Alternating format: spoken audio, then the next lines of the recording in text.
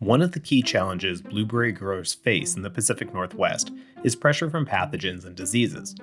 The extended wet season that can last from October to June creates a perfect environment for some of the many pathogens that can ruin a blueberry crop. Botrytis, alternaria, anthracnose, mummyberry, botrytis and Pseudomonas. Currently, the primary management tool growers use against these diseases are fungicides. These are usually applied as a preventative measure before or during bloom. However, some beekeepers are concerned about the effect that fungicides may have on their colonies. There is concern among beekeepers that manage colonies in blueberry pollination that the fungicides that are being applied during bloom are causing detrimental effects to their bees. Let's take a look at why fungicides are a necessary tool for blueberry growers and how pest managers can use IPM techniques to reduce fungicide exposure to honeybees and other pollinators.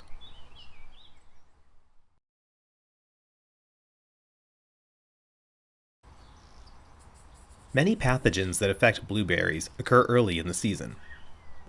They work preventatively, not curatively.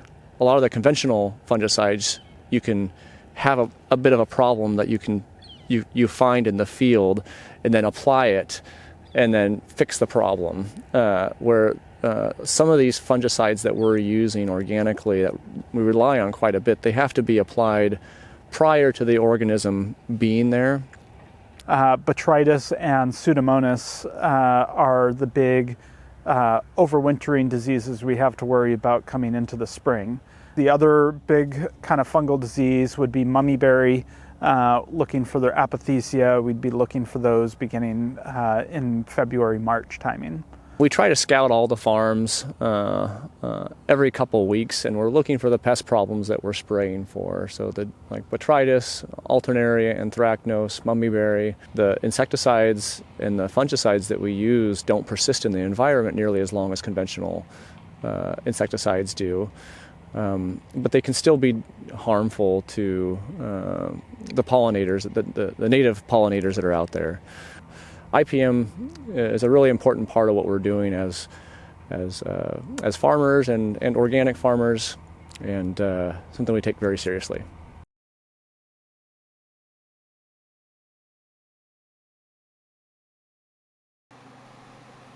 As with any pesticide or fungicide, communication with the beekeepers that may be working in the field is critical. When we have honeybees in the field, and if we have to make an application, we will communicate with the beekeeper about it and make sure that they're comfortable with like the proximity of the hives in relation to the field that's being sprayed.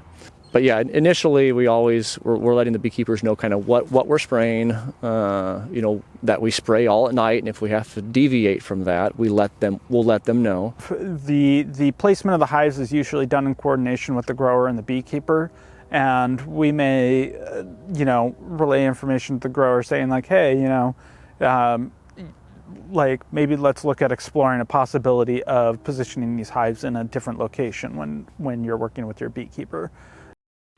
Timing of applications can also be utilized to make sure that applications are done when bees aren't flying or active. So we try to do all of our insecticide sprays for spotted Drosophila at night, and that's obviously to prevent hurting the pollinators and other beneficial insects.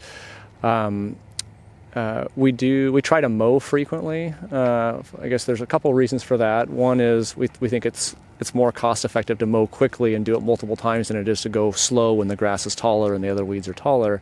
But the other benefit of that is you get less of those flowers growing in the center aisles that are flowering. Some of the products we spray do have residue that could be left on those flowers. Even though we're spraying at night, they could still be damaging. But if we're mowing frequently, we're minimizing the risk there. Space or buffers can be used to protect pollinators during applications. Instead of going along that very end row, spraying like the next row in and allowing it to flow over. That way there's some buffer between where a spray is going on and those bees. Researchers are currently digging deeper to learn more about the effects of fungicides on foraging bees. Recently, it has been reported that honeybee colonies which are commercially pollinating blueberry crops are facing stress. we assume that it could either be a nutritional stress or a pesticide stress. So I am currently investigating the use of fungicide sprays in these blueberries and how they can impact bee pollinators. Her research looks at how some fungicides may be affecting not the bees themselves, but instead how it affects the blueberry pollen that the bees are collecting. The fungicides may be preventing the availability of specific nutrients in the pollen.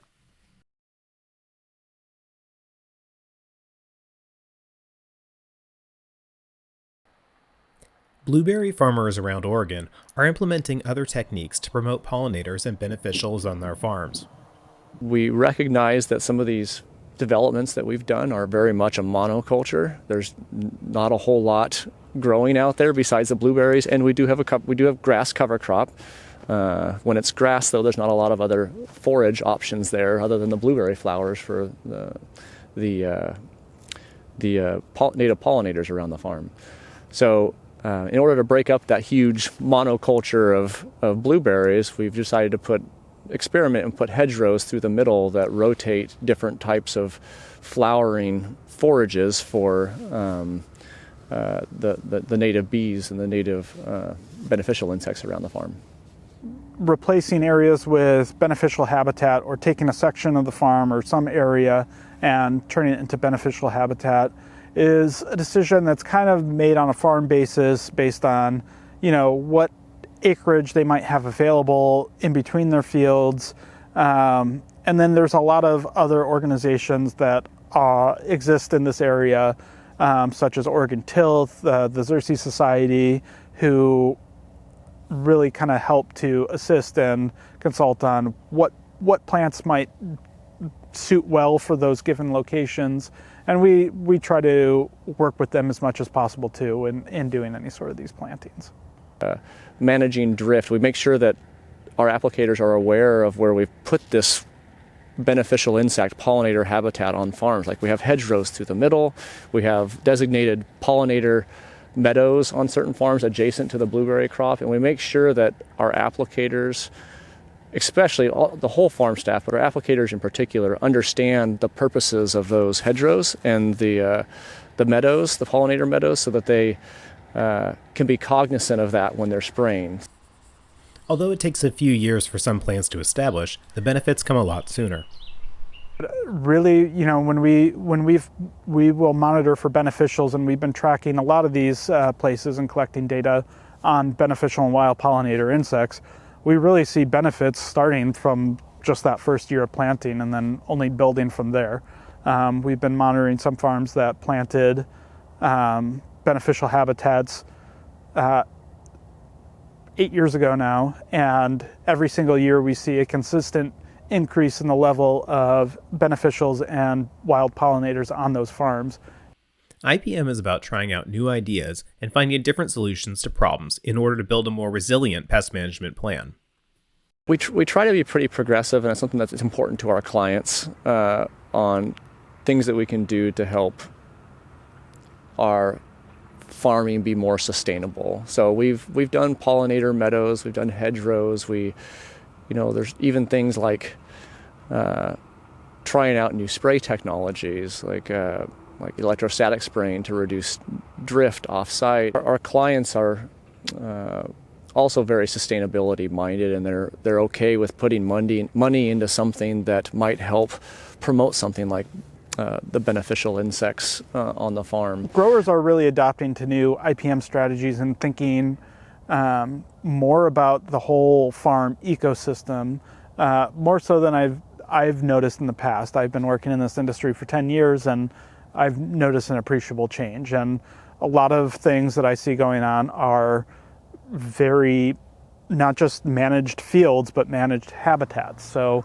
planting native flowers, native plants that will host beneficial insects and wild pollinators that can help support the crop and create a more diverse and more sustainable ecosystem. So that's been a very interesting development that I think will be kind of growing in the future, because it provides direct farm services as well as really good optics for the industry.